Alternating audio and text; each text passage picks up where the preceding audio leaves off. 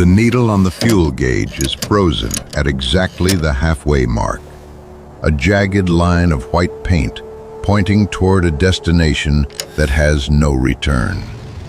There is no plan for a landing, no map for a journey home.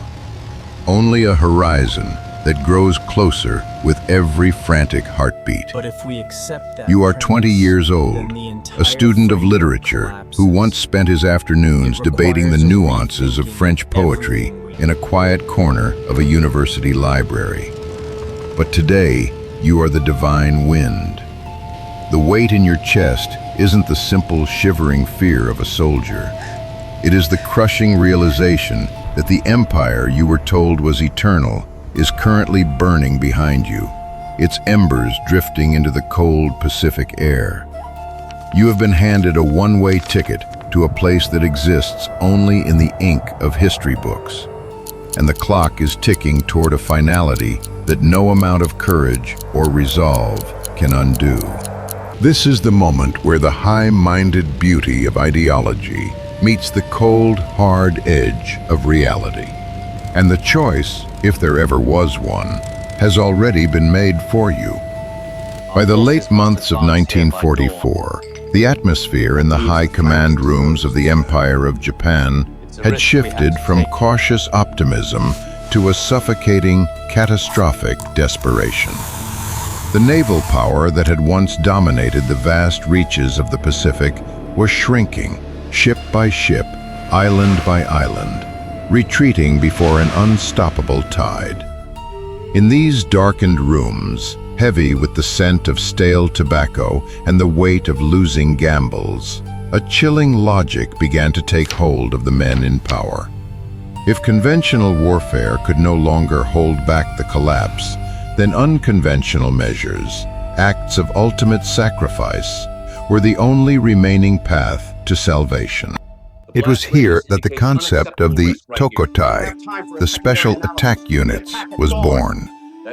It was not a strategy conceived from a position of strength, but a profound and desperate acknowledgement that the end was near. The air in those decision-making halls must have been thick with the realization that they were no longer planning for victory, but for a graceful, violent exit. The training camps where the young pilots gathered were spaces of quiet, agonizing tension. These were not seasoned veterans with years of combat under their belts, or career soldiers seeking the glory of the battlefield. Many were university students, poets, and thinkers who had been pulled from their lecture halls and thrust into the cramped, oil-scented cockpits of training planes. They were young men who should have been planning for their careers, their families, and their futures.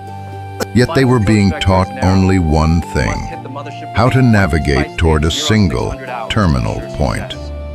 You can almost feel the grit of the volcanic dirt beneath their boots as they marched in formation, the salt spray of the Pacific stinging their eyes, and the scream of engines being pushed to their absolute breaking point. There was an invisible clock ticking in every barracks, a countdown that everyone could hear in the silence between breaths, yet no one dared to mention. To understand why thousands of these young men accepted such a fate, one must look into the psychological architecture of an era defined by a complex web of social pressure and an intense sense of obligation. From the moment they could walk, the concept of the group over the individual was woven into the fabric of their lives. To decline the call to serve in the special attack units was not merely a personal choice or an act of self-preservation. It was seen as a betrayal of one's family, a dishonor to one's ancestors, and a rejection of the very spirit of the nation. The pressure was rarely loud or physically violent. Instead, it was a silent, heavy expectation that hung in the air like a morning fog, obscuring any path to a different future. It was the weight of 1,000 eyes watching, waiting for a sign of hesitation that would mark a man forever as a coward. The recruitment process itself was a masterclass in behavioral engineering, designed to leave almost no room for dissent. In many instances, pilots were gathered in a room and asked to volunteer by a show of hands, or by filling out a form with 3 agonizing choices. I strongly desire to join, I desire to join, or I do not desire to join. In a room full of your peers, under the cold, watchful eye of commanding officers, the act of staying silent or keeping your hand down was a public declaration of perceived weakness.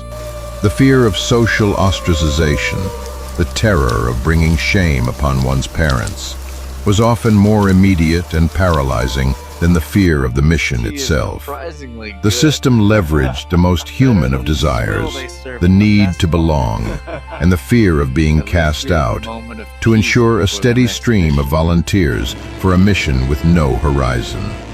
The training was rigorous but hauntingly narrow, focused entirely on the final approach.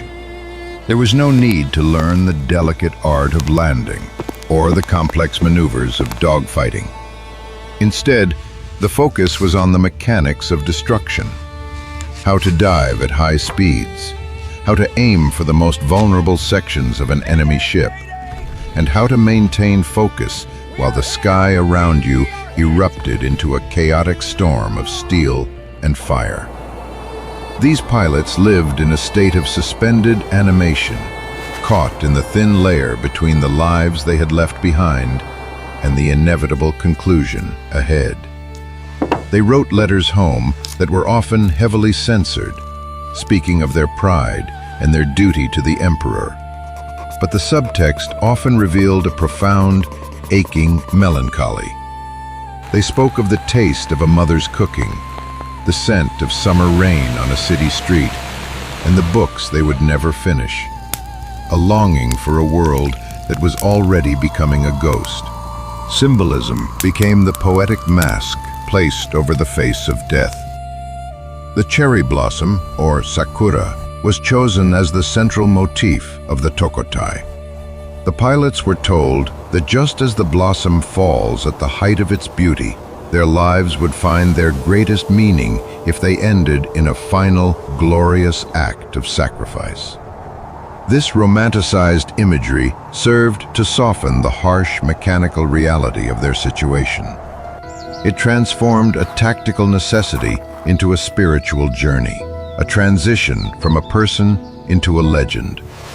By framing death as a beautiful, fleeting moment, the state provided a sense of purpose to an otherwise grim and hopeless endeavor. It was a way to make the unthinkable palatable, turning the roar of an engine into the whisper of a falling petal. The technology of the special attack units eventually took a darker, more specialized turn. The Ohka, or cherry blossom, was essentially a manned missile, a small, rocket-powered aircraft carried to within range by a larger bomber. Imagine the sensation of being inside that cramped, metallic space. The cockpit was often bolted shut from the outside, a finality that echoed in the heart. There was no landing gear, no parachute, and the only view was through a small, reinforced glass canopy. Once released from the mothership, the pilot had only a few minutes of flight time, fueled by rockets that would propel him toward his target at terrifying speeds. Inside that small, vibrating box, a human being was tasked with becoming the guidance system for a ton of explosives. The sensory experience would have been a sensory overload. The deafening roar of the rockets, the blinding glare of the sun on the water, and the sudden, violent acceleration toward the edge of existence.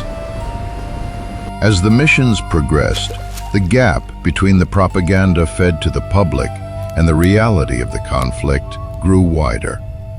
Official reports spoke of massive victories and the unstoppable power of the divine wind. Yet the tactical effectiveness was often much lower than claimed. Modern radar, and advanced anti-aircraft fire made the final approach incredibly difficult.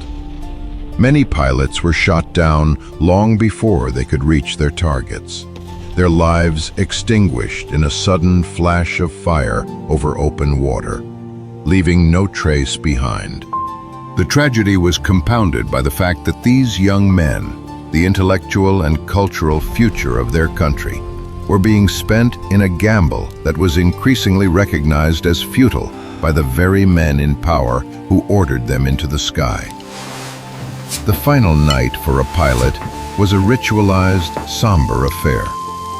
There would be a final meal, perhaps a small cup of sake shared with comrades, and a final toast to the lives they were leaving behind.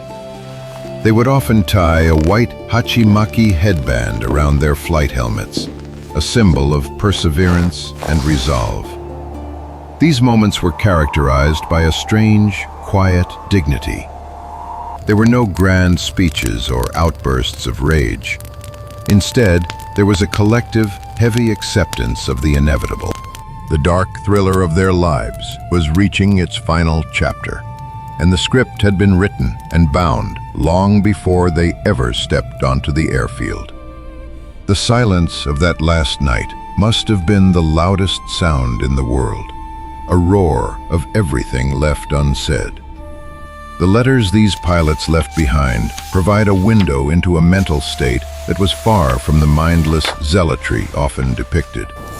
While some expressed a fervent belief in the cause, many others were reflective, questioning, and deeply human. They wrote to their mothers about the small things they would miss, to their sisters about the beauty of the seasons, and to their fathers about the sense of duty that they could not escape despite their own desires. These documents reveal individuals caught in the gears of a collapsing empire, trying to find a shred of meaning in a situation that defied all logic. They were poets, students, and sons first, and weapons only by the demand of a desperate state. The concept of the sunk cost fallacy played a hidden but pivotal role in the continuation of these missions.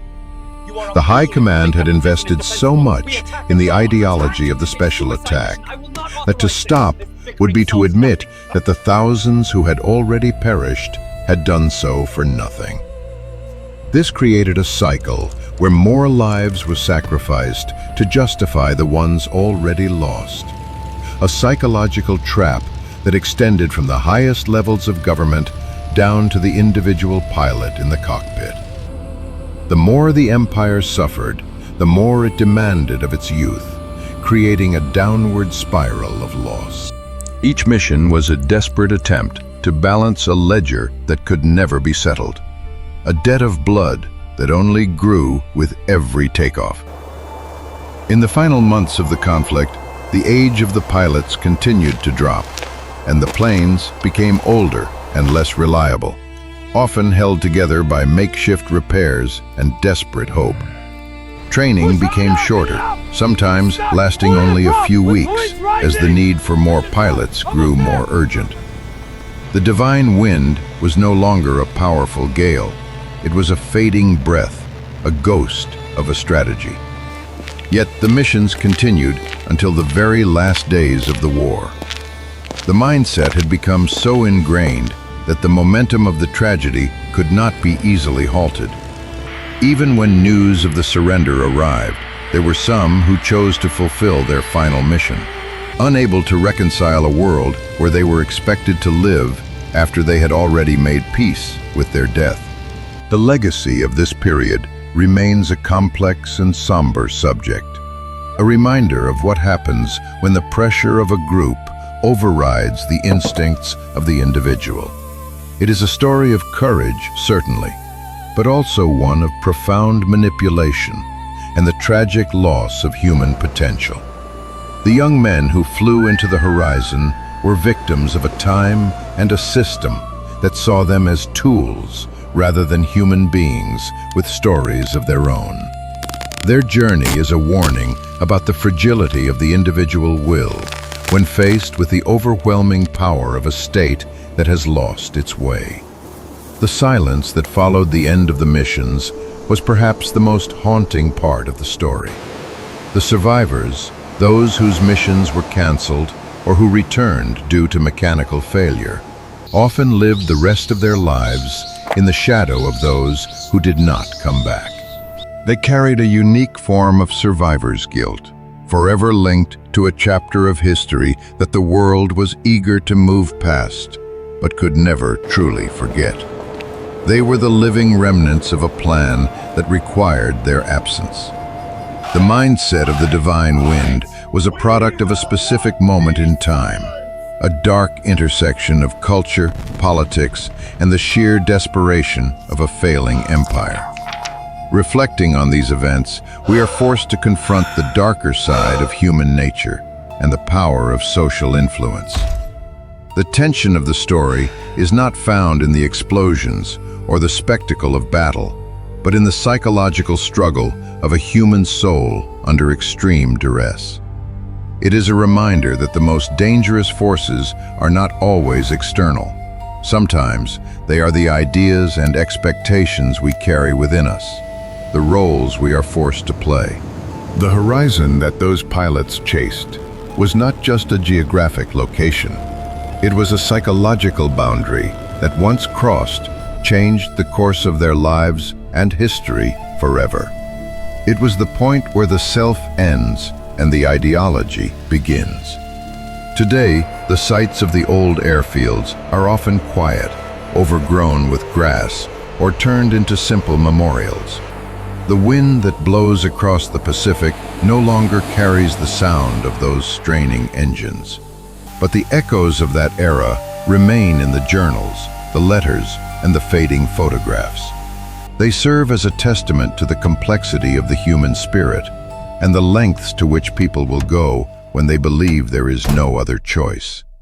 It is a story that requires no exaggeration, for the reality of what happened in those final months is more haunting than any fiction could ever be. As we look back, the image of the lone pilot in the cockpit remains the most enduring symbol of this dark chapter. He is a figure caught in a moment of ultimate conflict between the desire to live and the duty to die, between the reality of the present and the myth of the past. The fuel gauge is at half, the target is in sight, and the world is waiting. In that moment, the individual is both a hero and a tragedy, a wind that was meant to change the world, but instead left a lingering chill in the hearts of all who remember. He is the poet who became a weapon, the student who became a memory. The tragedy of the special attack units is not just in the loss of life, but in the systematic narrowing of choices until only one remained. It is a study in how a society can convince its most promising members that their greatest contribution is their own end. By exploring this mindset, we gain a deeper understanding of the pressures that shape human behavior in the darkest of times. It is a narrative that warns us of the dangers of absolute certainty and the importance of preserving the value of the individual against the crushing weight of a collapsing system. In the end, the divine wind was not enough to save the empire, but it left an indelible mark on the collective memory of the world. It is a dark thriller of the human psyche, a story of shadows and light, and a reminder that even in the most desperate circumstances, the human soul continues to search for meaning.